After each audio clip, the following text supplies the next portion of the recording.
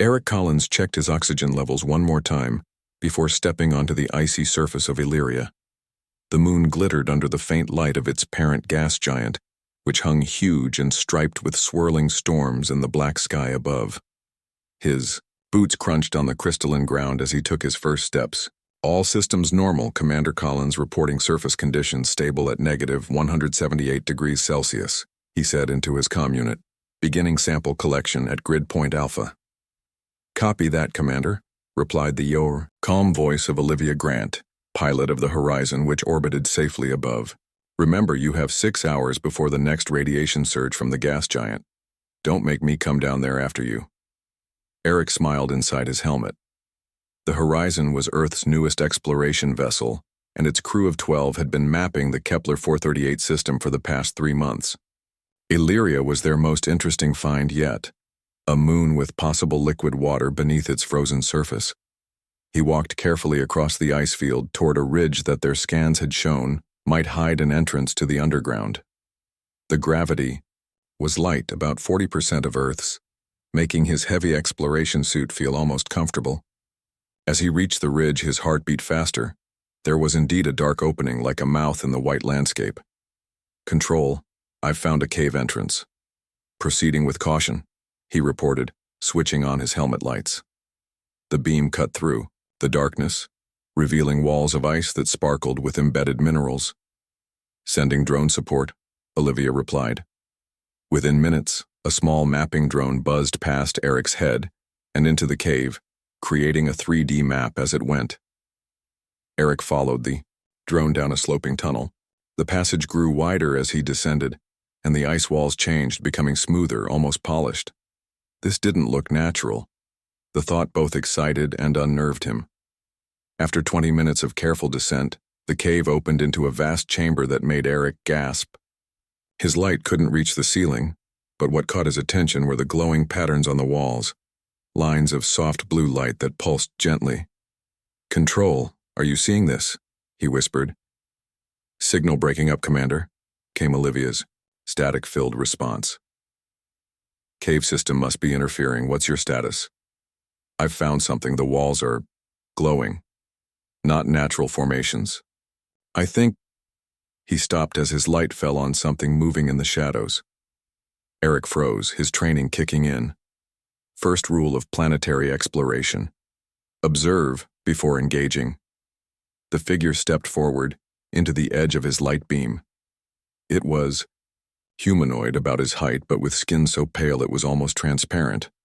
Through it, Eric could see a network of glowing veins, pulsing with the same blue light that lined the walls. The being had no hair, and its eyes were large, solid pools of deep purple with no visible pupils. Eric's mind raced. First contact. In all of humanity's space exploration, they had found microbes, simple plant-like organisms, but never intelligent life. Until now. He slowly raised his empty hands, the universal sign of peace. The being tilted its head, studying him with obvious curiosity.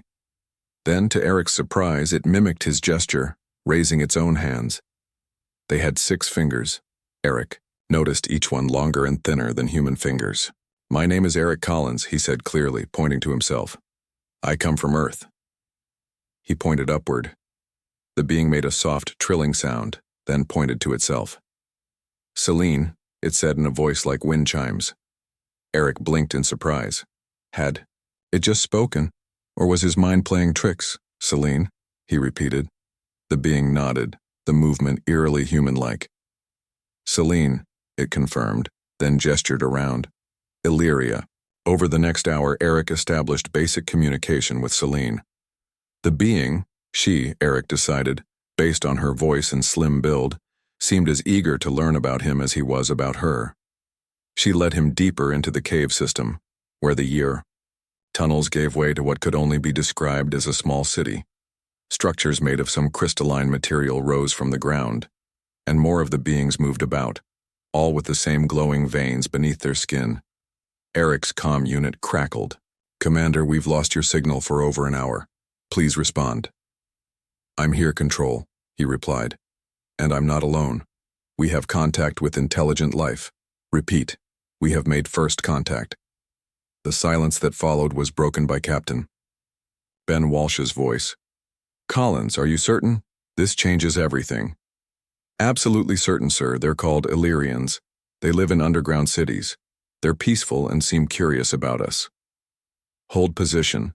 We're sending down the first contact team. Within 2 hours, a team of scientists and linguistic specialists joined Eric. Dr. Paul Winters, the ship's xenobiologist, couldn't contain his excitement as he scanned the Illyrians. Their biology is fascinating, he told Eric. They've evolved to survive in this cold by developing a completely different cellular structure. And those glowing veins? They're not blood vessels. They're channels for some kind of energy the beings absorb from their environment. Over the next few days, communication improved. The Illyrians proved to be highly intelligent and mathematical. When traditional language learning failed, Eric found they could communicate through equations and scientific symbols. Celine, it turned out, was a scientist among her people, studying the changing patterns of heat in their world. She and Eric spent hours exchanging knowledge, drawing diagrams and slowly building a bridge between their worlds. As weeks passed, Eric found himself looking forward to his time with Celine more than anything else. There was something about her curiosity, her gentle movements, and the melodic language of her people that drew him in. When she smiled, a gesture she had learned from the humans, her whole face lit up, the glow under her skin brightening. One day, as they worked together mapping the extensive cave system, their hands touched as they both reached for the same tool.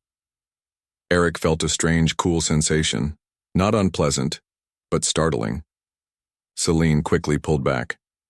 Sorry, Eric said, using one of the Illyrian words he had learned. Celine looked at him with those deep purple eyes. No sorry, she replied in broken English. Different but good. From that moment, something changed between them. Their work together became more than a scientific exchange. It became personal. Eric found reasons to extend his time on Illyria, volunteering for extra shifts. Captain Walsh noticed but said nothing. First contact was too important to rush. Then came the day everything changed. The horizon sensors detected a massive solar flare from the system's star, heading directly toward the gas giant. The resulting radiation storm would make orbit untenable for at least 2 weeks. All personnel, immediate evacuation, ordered Captain Walsh. We're leaving orbit in 6 hours. Eric found Celine in her laboratory, a chamber filled with ice cores and strange instruments. I have to go, he said, using their shared mathematical language to explain the danger. Celine's glow dimmed slightly, a sign of sadness among her people. Then she took his hands, her cool skin no longer shocking to him. We wait, she said in English. Illyrians can freeze. For a long time. Eric understood.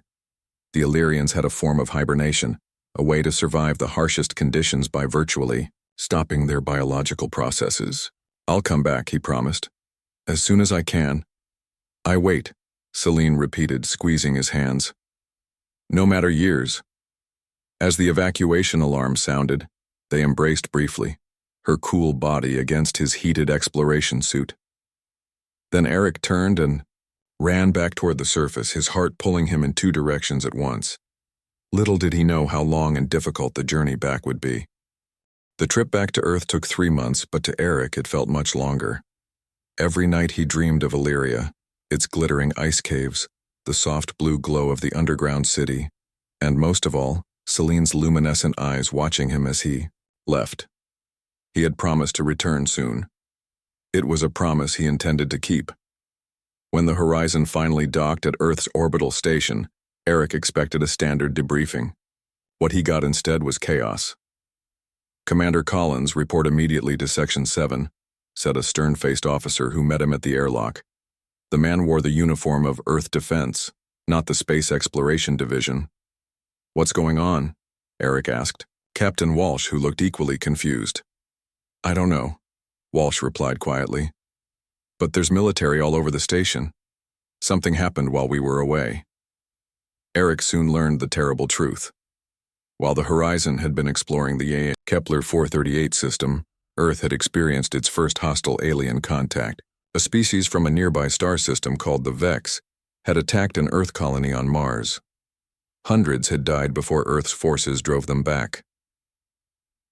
In the room where Eric was debriefed, 5 grim-faced generals and 2 government officials listened to his report about the Illyrians. "Let me get this straight," said General Frank Miller, the oldest and most decorated of the group. "You found a peaceful alien civilization that lives under the ice of a moon, and you made friends with them?"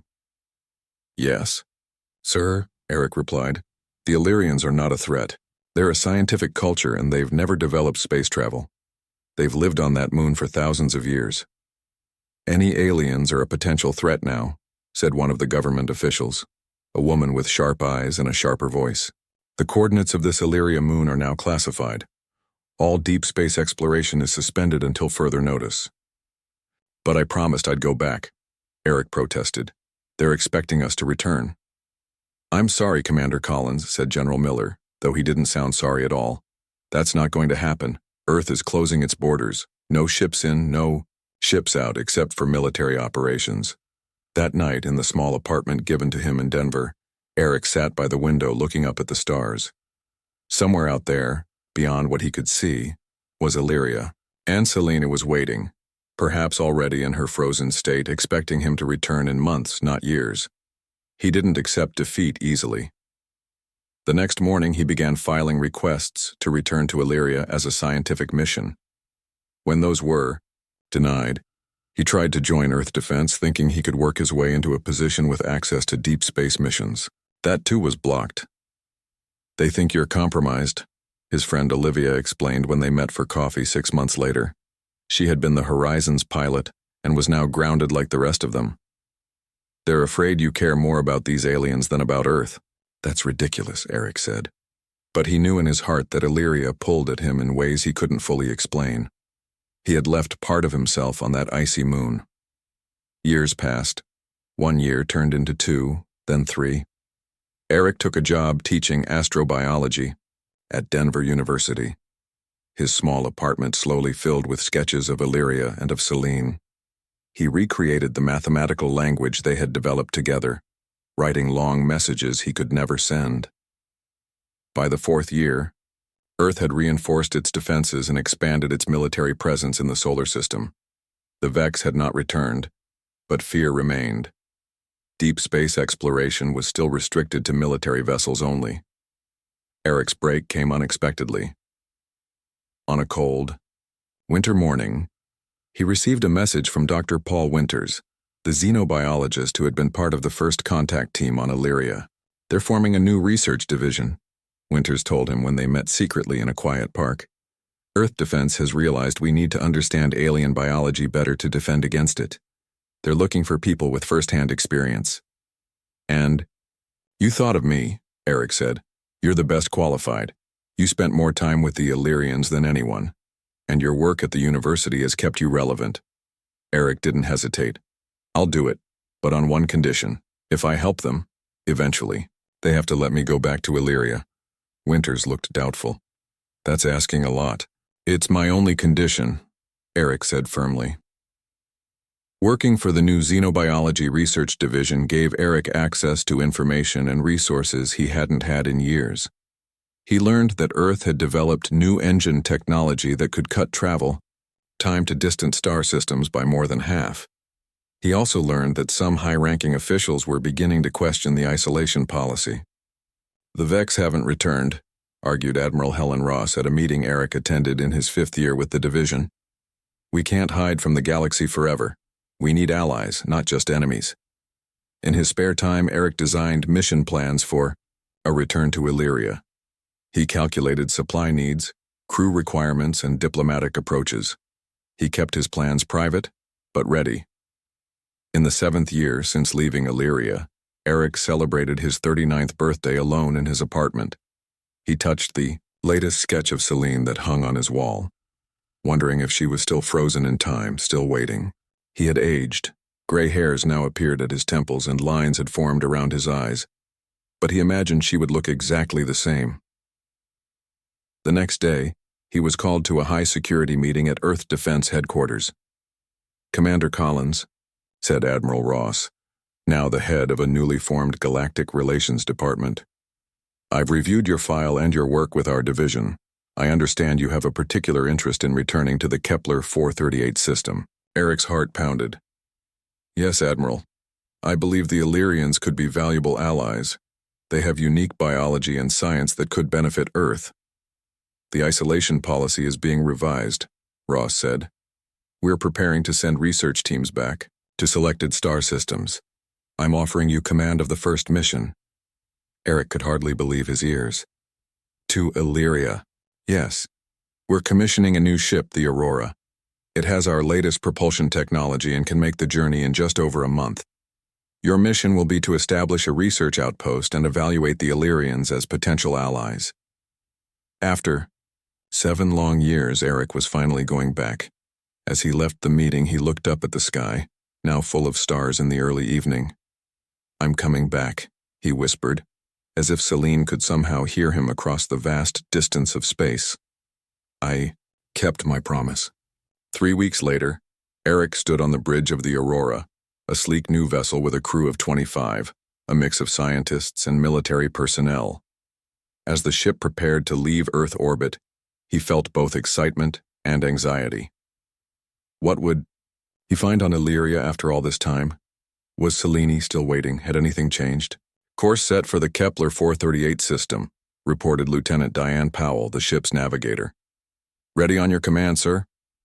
Eric took a deep breath and gave the order that would take him back to the ice moon and the alien who had captured his heart. "Engage engines. Take us to Illyria." The Aurora's powerful engines hummed to life, and Earth grew smaller behind them as they accelerated toward the stars. The journey back had begun. The Aurora dropped out of faster-than-light travel with a gentle shudder. Eric stood on the bridge, his eyes fixed on the view screen as the familiar gas giant came into view, its swirling storms still raging across its surface. And there, orbiting, around it like a small jewel, was Illyria. "We've arrived at the Kepler 438 system," announced Lieutenant Powell. "Illyria is coming into scanning range now." Eric's heart raced. After 7 long years, he was finally back. "Begin full planetary scan," he ordered. "I want to know if anything has changed." The science officer, Dr. Alan Ward, worked quickly at his station. His expression soon changed from focused to concerned. "Commander, I'm detecting significant changes in the moon's surface compared to our old records," he said. "There appear to be new cracks in the ice crust, and thermal readings show unusual hotspots." Eric moved to look at the scan results. "That doesn't make sense. Illyria's surface has been stable for thousands of years, according to the Illyrians." "Something big happened here," Dr. Ward replied. "And recently." They continued scanning as the IB Aurora moved into orbit around the icy moon. The more they looked, the more alarming the changes appeared. Large sections of the ice had shifted, and in some areas new vents released gas from deep below the surface. "The entrance to the cave system we used before is gone," Eric said, studying the map with growing concern. "It looks like there was some kind of collapse." Lieutenant Diane Powell, who would lead security for the landing party, checked her equipment. "Are we still going down?" "Absolutely," Eric said without hesitation. "We need to find another way in. The Illyrians live deep underground. They might be safe, even with these surface changes." Eric selected a small team for the first landing. Himself, Powell, Dr. Ward, and engineer Carl Brooks. They took a shuttle down to the surface, landing near what appeared to be a new fissure in the ice that might lead to the underground network. As they stepped out onto the surface in their exploration suits, Eric felt a wave of memories wash over him. The crunch of ice beneath his boots, the faint blue light reflected from the gas giant above, the stillness of the moon. It was all familiar, yet somehow different. The air felt charged, as if the moon itself was holding its breath. "Oxygen levels are safe in the crevice, but temperature is still extremely low," Dr. Ward reported, scanning the deep crack in the ice ahead of them. "It appears to connect to a larger cavern system about 50 meters down." They set up climbing gear and descended into the darkness. The walls of ice around them were different from what Eric remembered, rougher, with strange crystalline formations jutting out at odd angles. These weren't here before, Eric said, touching one of the crystals. Something has changed the mineral composition of the ice. After a challenging climb down, they reached a horizontal passage. Their helmet lights revealed a tunnel that seemed partially melted and then refrozen, creating an almost polished appearance. "Look at this," Engineer Brooks said, pointing to the wall. There, faintly visible beneath the surface, was a line of the same blue glowing material that had lined the walls of the Illyrian city. "We're on the right track." They followed the glowing line deeper into the moon. Eventually, the tunnel widened, and Eric began to recognize elements of Illyrian architecture: curved arches, symmetrical support columns, and more of the glowing patterns that served as both light and a form of written language. "We're getting close," he told the others, his voice tight with anticipation and worry. What would they find? Had the Illyrians survived whatever cataclysm had changed their moon? The tunnel suddenly opened into a vast chamber that made everyone stop in their tracks. Before them stood what remained of the Illyrian city, but it was not as Eric remembered it. The entire city was encased in a dome of ice so clear it was almost invisible, like glass.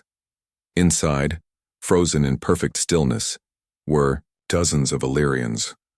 "My God," whispered Powell. "What happened to them?" Eric moved closer to the ice dome, his heart pounding. The Illyrians inside were not arranged peacefully as if in planned hibernation. Some were running, others reaching out to each other. It looked like they had been caught in a moment of crisis. They tried to enter hibernation all at once, Dr. Ward guessed, scanning the dome. Some kind of emergency protocol. Eric barely heard him. He was searching the frozen figures, looking for one in particular, and then he saw her, standing near what appeared to be a control panel, her arm outstretched toward it. "Selene." "There she is," Eric said, his voice breaking slightly. He placed his gloved hand against the ice separating them. 7 years had passed for him, but she looked exactly the same, her luminescent skin still glowing faintly beneath the ice, her face set in a determined expression. She was trying to help them, Eric realized. She was at the controls when whatever happened. Dr. Ward continued scanning. "These readings are fascinating. They're not dead, Commander. Their biological processes have slowed to an almost undetectable level, even for Illyrians in hibernation. It's like they're frozen in time." "Can we help them?" Eric asked, not taking his eyes off Selene. "I don't know yet," Ward admitted. "This is beyond any hibernation state you described in your reports. Something went wrong." They set up a base camp at the edge of the ice dome, bringing down more equipment and personnel from the Aurora. For 3 days, they studied the dome and the frozen Illyrians inside it, trying to understand what had happened and how they might help. On the 4th day, Dr. Ward brought Eric a theory. "Based on the geological data and what we can see here, I think there was a massive energy surge from the gas giant, some kind of radiation or electromagnetic event. It would explain the changes to the moon's surface."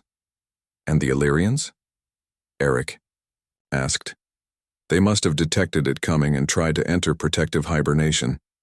But the same energy that damaged the moon seems to have affected their hibernation process. They're trapped in some kind of suspended animation deeper than their normal hibernation state." Eric looked at Selene's frozen form. She had promised to wait for him, but not like this. She was trapped, perhaps suffering, perhaps not even aware of the passage of time. Either way, he had to help her. "We need to find a way to wake them up," he said. "Their normal hibernation can be ended with specific temperature changes and sound frequencies. Maybe a similar approach would work here." Engineer Brooks joined them. "If we can understand the control panel she was reaching for," he said, pointing to Selene, "we might learn what she was trying to do. That could give us a start." Eric nodded, feeling a renewed sense of purpose. He might be 7 years late, but he had returned as promised. And now he had a new promise to keep, to free Selene and her people from their icy prison. "Set up a full research station," he ordered. "I want our best people on this. We're going to find a way to wake them up." As the team moved into action, around him Eric stood watching Selene through the ice. "I'm here," he whispered. "I came back, and I'm not leaving until you're free." The research station grew quickly as more equipment and personnel arrived from the Aurora. Temporary living quarters, labs, and monitoring stations surrounded the ice dome that held the frozen Illyrians. Eric barely slept, dividing his time between studying the control panel Celine had been reaching for and reviewing everything he remembered about Illyrian biology. Dr. Alex Murphy, the xenobiologist who had joined the mission specifically to study the Illyrians, worked alongside Eric. "Their cellular structure is unlike anything we've seen," he said after running tests on small samples of ice taken from the dome's edge. "It can withstand extreme cold without damage, but this state they're in now isn't natural, even for them." 2 weeks into their research, Engineer Brooks made an important discovery. "I've analyzed the patterns of the glowing lines near the control panel," he explained, pointing to his findings on a screen. "I think they're instructions, some kind of emergency protocol." Eric studied the patterns. The Illyrian written language was based on mathematics, and he had learned parts of it during his first visit. "You're right," he said. "This part here talks about a deep sleep to survive something. The word is unclear, but I think it means energy storm or radiation. That fits with our theory about the energy surge from the gas giant," Dr. Murphy said. "They knew it was coming and tried to protect themselves." Eric moved closer to the ice dome, looking at Celine's frozen form. "She was trying to activate this protection for everyone," he said softly. "But something went wrong." Day by day, they pieced together what had happened. A massive surge of unusual radiation from the gas giant had threatened to make the moon temporarily uninhabitable. The Illyrians had a system designed to put the entire population into hibernation until the danger passed, but the same radiation had damaged their technology mid-process, trapping them in a state deeper than normal hibernation. "It's like their bodies are stuck between two states," Dr. Murphy explained to the research team. "Not fully in hibernation, but not able to wake up either." Eric rubbed his tired eyes. "There has to be a way to complete the cycle or reverse it." Nancy Reeves, the ship's chief engineer, had been studying the Illyrian technology. "I think their hibernation is triggered and maintained by specific electromagnetic frequencies," she said. "If we could generate the right pattern of signals, we might be able to push them fully into hibernation and then bring them back out. Or we might kill them," Dr. Murphy warned. "Their cellular structure is already stressed." "We need to try," Eric insisted. "They can't stay like this forever." After much debate, the team decided to try the frequency approach on a small section of the dome first, a corner away from any frozen Illyrians. Engineer Reeves designed a device that could emit precise electromagnetic pulses. "This might help us understand how the ice itself responds," she explained as they set up the test. The first test created tiny fractures in the ice, which quickly sealed themselves. The second test, with a modified frequency, caused the ice to vibrate slightly. "It's responding," Reeves said excitedly. "The ice has some kind of memory property. It's trying to complete the pattern it started before it was interrupted." Over the next week, they refined their approach, mapping the frequencies that caused different responses in the ice. Eric barely left the research station, catching short naps when exhaustion overcame him. In his dreams, he saw Celine moving, reaching out to him only to wake and find her still frozen. On the 10th day of testing, Nancy Reeves came to Eric with a new device. "I think we're ready to try it on one of them," she said. "The ice responds differently around the Illyrians. It's more connected to their biological systems. We need to see how our signals affect an actual Illyrian." Eric knew immediately who the test subject would be. "We'll try it on Celine," he said. She was at the control panel. She understood the system better than anyone. There was another reason, one he didn't share. If something went wrong, he wanted to be the one responsible. He couldn't bear the thought of another Illyrian being harmed while Celine remained frozen.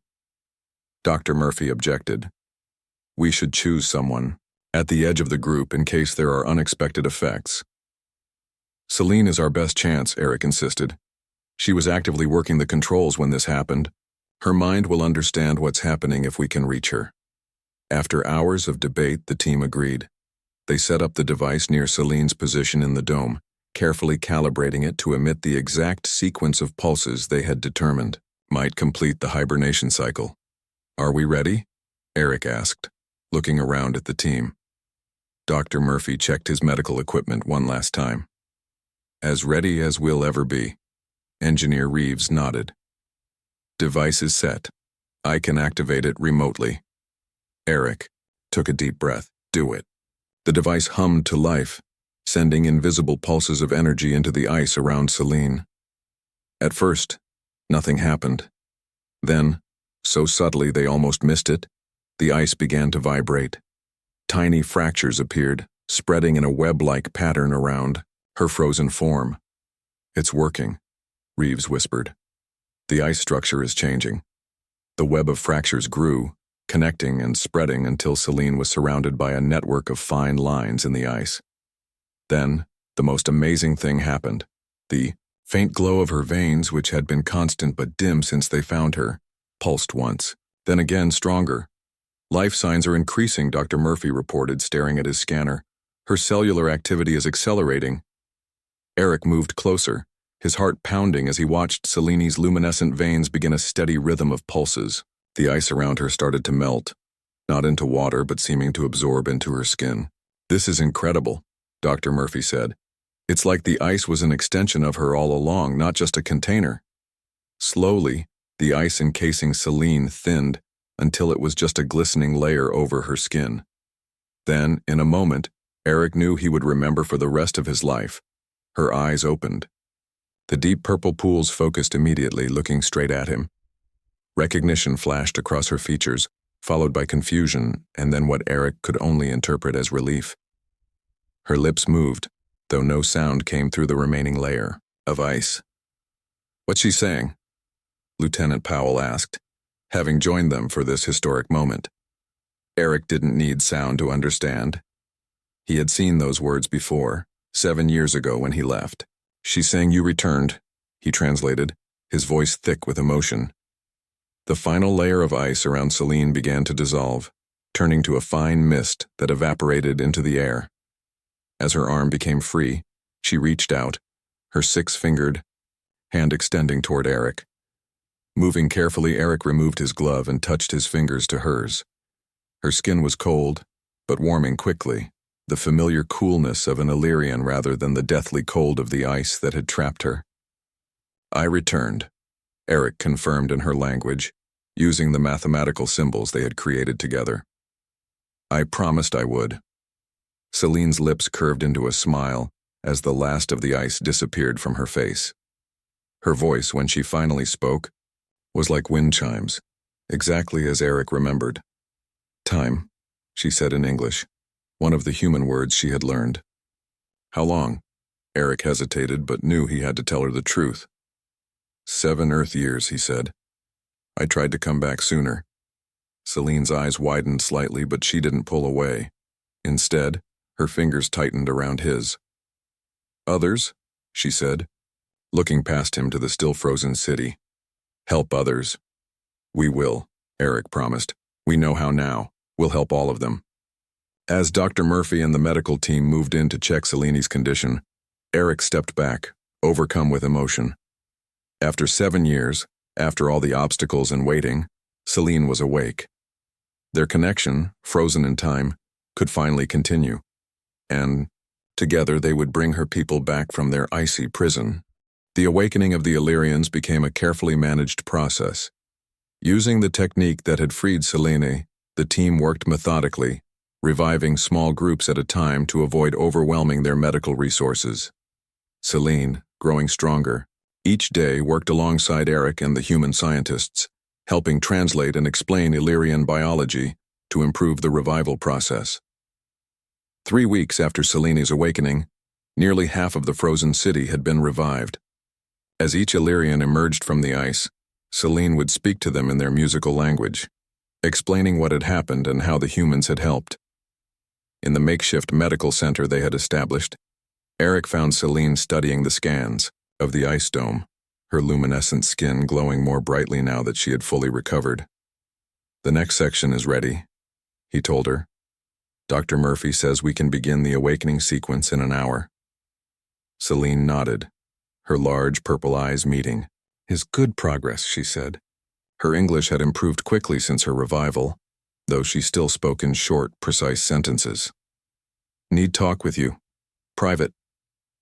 Curious, Eric followed her to a small side chamber that had been set up as a planning room. Once inside, Celine turned to face him, her expression serious. Time, she said. Not understand at first, 7 Earth years for you. She pointed to his face where lines had formed at the corners of his eyes and gray streaked his once dark hair. Changed. Yes, Eric acknowledged. I've gotten older. For Illyrians, Selene continued, time different. In ice state, much longer past.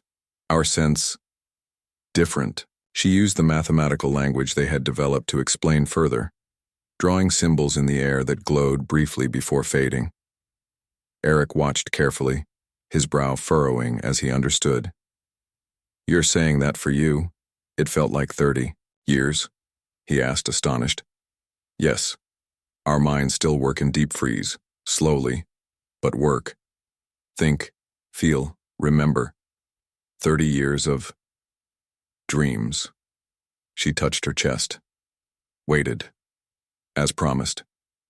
Eric felt a wave of emotion wash over him. While he had spent 7 years trying to return, Celine had experienced 3 decades of semi-conscious waiting, trapped in ice but still aware on some level. I'm so sorry, he said. If I had known, Celine raised her hand to stop him. No, sorry, you returned. As promised. They stood in silence for a moment, the gap of different times lived hanging between them. Then Celine reached out, her cool fingers touching the gray at his temple. Different now, she said softly. Both changed. Before Eric could respond, Dr. Murphy called from the main chamber. Commander Collins, we're ready to begin the next revival sequence. The work continued. Day by day, more Illyrians awoke. With each revival, they learned more about what had happened. The energy surge from the gas giant had been far more powerful than anything the Illyrians had experienced before. Their automatic systems had initiated the mass hibernation, but at a crucial moment the surge had damaged the machinery, leaving them trapped. Like a door half closed, Celine explained to the team. Could not go forward, could not go back. As the last group of Illyrians was revived, Captain Walsh called from the Aurora with news from Earth. Command is pleased with the mission progress, he told Eric during their scheduled communication. They're particularly interested in the medical applications of Illyrian hibernation technology. The diplomatic team arrives next week to discuss formal relations. That's good news, Eric replied, though he felt a twinge of concern. What would Earth really want from the Illyrians? After the conflict with the Vex, Earth's approach to alien species had become more cautious, more focused on potential advantages. That evening, Eric found Celine at the edge of the now empty ice dome, looking at the glowing patterns on the walls of their city. Your people will be sending more humans, she said without turning around. Yes. They want to establish official relations with the Illyrians. For science? For technology? Celine asked, finally facing him. Or for weapons? Eric couldn't lie to her. Probably all of those things. Earth was attacked by another alien species. They're afraid. Fear makes dangerous decisions, Celine said. Her people were now rebuilding their systems, repairing the damage from the energy surge. Soon their city would function normally again. What will you do when your mission ends? She asked. Return to Earth? The question had been weighing on Eric's mind. His mission had a 6-month time frame. Already, 2 months had passed. I don't know, he admitted. My place on Earth doesn't feel like home anymore. And here? Celine gestured around them. Is this home? Wherever you are feels more like home than anywhere I've been in 7 years, Eric said honestly. Celine's glow brightened slightly, something Eric had come to recognize as a sign of happiness. For me also, she said. 30 years of dreams, most about you, about stars. Over the next month, as the Illyrian city returned to life and the diplomatic team from Earth arrived, Eric and Celine spent their free time planning. Neither fully belonged in the other's world now. Eric couldn't live permanently in the Illyrian city without special equipment, and Celine would struggle with Earth's heat and brightness. The solution came from an unexpected source. Nancy Reeves, who had been studying Illyrian technology, approached them with an idea. "I've been looking at the designs for your smaller vessels," she told Celine. "The ones your people used to explore your oceans before they froze. With some modifications, they could be adapted for space travel, with dual environments." She showed them the plans, a small research ship with separate quarters designed for both human and Illyrian biology, yet connected. It would be large enough for a small crew, but small enough to be managed by just the two of them if necessary. "A bridge between worlds," Eric said, studying the design. When the Aurora's 6-month mission neared its end, Eric made his decision. He requested reassignment, not to Earth, not to the permanent research station being established on Illyria, but to a special diplomatic mission. "The Illyrians have agreed to share their scientific knowledge," he explained to Admiral Ross during their final communication. "But they want to learn about other worlds too. Celine has been appointed as their ambassador." "And you?" Ross asked. "I'll serve as Earth's liaison and expedition leader. We'll explore the uncharted regions between our worlds, mapping and studying them together." 3 weeks later, Eric stood in the airlock of the newly commissioned vessel Harmony, a sleek ship designed with both human and Illyrian technology. Beside him stood Celine, her luminescent skin glowing with excitement. "Ready?" he asked her. "Ready," she confirmed. New journey together. As the Harmony detached from the station and moved away from Illyria, Eric looked at the woman beside him. Time had changed them both, him with his gray hairs and lined face, her with the wisdom of 30 years of dreams. But here they were, finding a way forward together. "No more freezing," Celine said, taking his hand in her cool one. "No more waiting." "No," Eric agreed, squeezing her hand gently. "Just exploring. Together." The Harmony accelerated, leaving the icy moon behind as it headed toward the stars. What lay ahead was unknown, but they would face it side by side, creating their own shared time between their two worlds.